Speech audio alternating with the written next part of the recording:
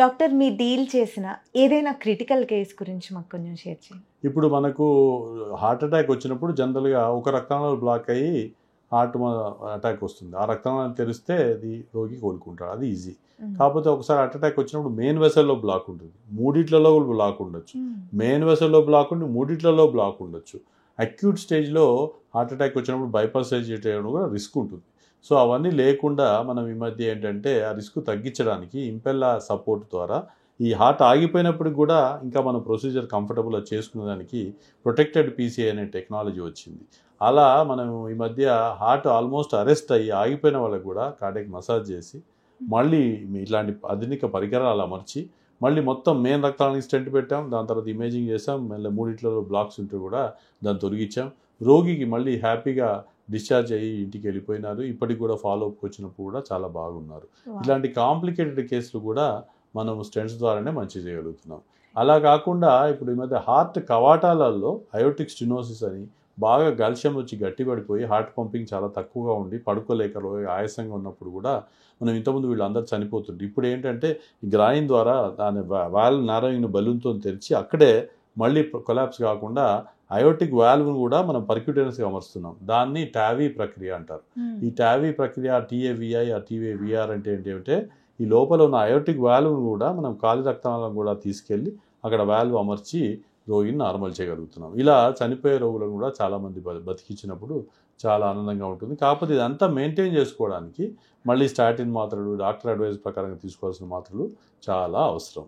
ఇంకా మీరు ఇంకో ముఖ్యమైనది ఇంకా ఏదైనా ఇంట్రెస్టింగ్ ఏదైనా ఉందా అంటే క్రానిక్ అక్యూట్లో ఉన్నాం ఇందాక చెప్పినట్టుగా ఎమర్జెన్సీలలో. అలా కాకుండా క్రానిక్గా కొలెస్ట్రాల్ వాల్యూస్ చాలా ఎక్కువగా ఉండి ఇలాంటి ఇంక్లిసిరాన్ లాంటి ఇంజెక్షన్ తీసుకుంటే సడన్గా కొలెస్ట్రాల్ వాల్యూ చాలా సిగ్నిఫికెంట్గా తగ్గి 19 mg/dL అంటే మామూలుగా 150 ఉన్నది 19 తగ్గిన క్షణాలు చూసినప్పుడు కూడా మాకు చాలా హ్యాపీగా అనిపిస్తుంటుంది. ఈ రిస్క్ ఫ్యాక్టర్స్ అంత సిగ్నిఫికెంట్గా తగ్గిస్తే ఆటోమేటిక్గానే ప్రైమరీ ప్రివెన్షన్ అంటాం, హార్ట్ అటాక్ రాకుండానే కాపాడుకోవచ్చు. అందరూ ప్రేక్షకులు తెలుసుకోవాల్సింది ఏంటంటే అటాక్ వచ్చినప్పుడు సీరియస్ అయినప్పుడు హాస్పిటల్ రావడం కాదండి. మీరు మంచిగా ఉన్నప్పుడు కంఫర్టబుల్గా ఉన్నప్పుడు వచ్చి హెల్త్ చెక్ చేయించుకోవాలి. అపోలోలో ప్రో హెల్త్ కాన్సెప్ట్ అనేది కాన్సెప్ట్ ఇంట్రడ్యూస్ చేశారు. ఎందుకంటే ఒక్కసారి మీరు రిజిస్టర్ చేసుకుంటే 3 ఏళ్ల వరకు హాస్పిటల్ ఫాలోఅప్ చేస్తుంది. డాక్టర్లు చూస్తారు, పారామెడికల్ వాళ్ళు చూస్తారు. ఇవన్నీ చేయించుకుంటే మీకు ఏమైనా రిస్క్ ఉందా తెలుస్తుంది. కొలెస్ట్రాల్ అట్లాంటివి మొదలైనప్పుడు దాని ట్రీట్మెంట్ తీసుకుంటే కూడా రిస్క్ చాలా తగ్గించుకోవచ్చు. సో ఈ అవేర్నెస్ పెంచుకోవడం చాలా ఇంపార్టెంట్. దీన్ని హెల్త్ అవేర్నెస్, హెల్త్ కాన్షియస్ అంటాం. ఇవన్నీ చేసుకుంటే మీరు హార్ట్ అటాక్ రాకుండా హెల్తీగా ఉండొచ్చు. Right doctor. ఈ ఇంక్లిసిరాన్ అనే ఇంజెక్షన్ అపోలో హాస్పిటల్స్లో అందుబాటులో ఉందా? అనండి. ఈ అపోలో హాస్పిటల్లో లేని ట్రీట్మెంట్ ఉండదు, లేని ఇంజెక్షన్ ఉండదండి, లేని టెస్ట్ ఉండదు, అన్నీ ఉంటాయి.